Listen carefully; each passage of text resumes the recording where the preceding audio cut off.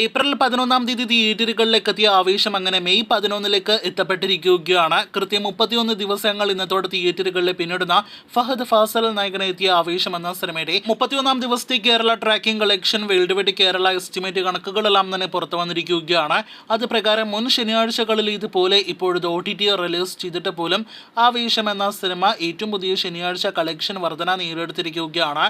ഇന്നലെ വെള്ളിയാഴ്ച ഇതേ സമയം 9 ലക്ഷത്തിന് മുകളിലായിരുന്നെങ്കിൽ ഇന്ന് ശനിയാഴ്ച 12 ലക്ഷത്തിന് മുകളിൽ 13 ലക്ഷത്തിനടുത്തേക്ക് സിനിമയുടെ കേരള ട്രാക്കിംഗ് ഗ്രോസ് എത്തപ്പെട്ടിരിക്കുകയാണ്.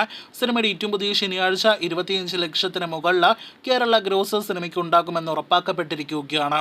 ആമസോൺ പ്രൈമിലൂടെ ഇക്കഴിഞ്ഞ മെയ് 9-ന് സിനിമ OTT റിലീസ് ചെയ്തില്ലായിരുന്നുവെങ്കിൽ ഇന്ന് ശനിയാഴ്ച പോലും സിനിമയ്ക്ക് കേരള ബോക്സ് ഓഫീസിൽ 1 കോടി രൂപയ്ക്ക് മുകളിൽ ഗ്രോസ് കളക്ഷൻ ഉണ്ടാക്കുമെന്ന് ഉറപ്പാക്കുന്ന ഒരു ട്രെൻഡാണ് ഏറ്റവും പുതിയ ശനിയാഴ്ച 5-ാമത്തെ ശനിയാഴ്ച കേരളത്തിൽ നമുക്ക് കാണാനായിട്ട് കഴിഞ്ഞിരിക്കുന്നത്. OTT റിലീസോടെ കേരളത്തിലാണെങ്കിലും ലോകമെമ്പാടുമാണെങ്കിലും സിനിമ ഫൈനൽ റണ്ണിലേക്ക് അടുത്തുകൊണ്ടിരിക്കുകയാണ്. 155 കോടി രൂപയ്ക്ക് മുകളിൽ വേൾഡ് വൈഡ് കളക്ഷൻ കടന്നുവെന്ന് പ്രതീക്ഷിക്കുന്ന ആവേശം ഇന്നത്തോടെ 75 കോടി 50 ലക്ഷത്തിന് മുകളിൽ കേരള ഗ്രോസ് കളക്ഷൻ കടക്കുമെന്നാണ് പ്രതീക്ഷിക്കുന്നത്. നാളെ ഞായറാഴ്ച ഒരുപക്ഷെ സിനിമയുടെ ഏറ്റവും അവസാന ദിവസമായിരിക്കും തിയേറ്ററുകളിൽ.